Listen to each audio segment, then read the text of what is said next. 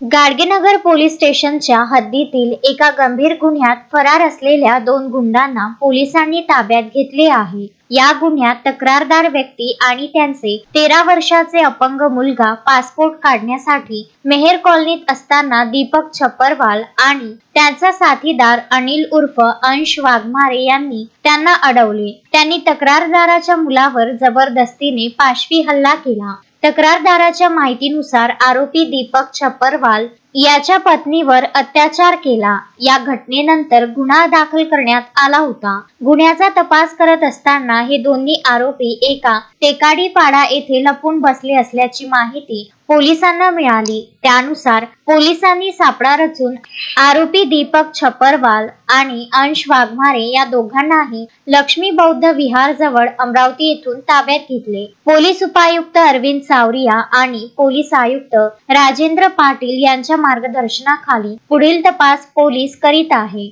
Shoaib Khan, Vidarbha news, Amravati.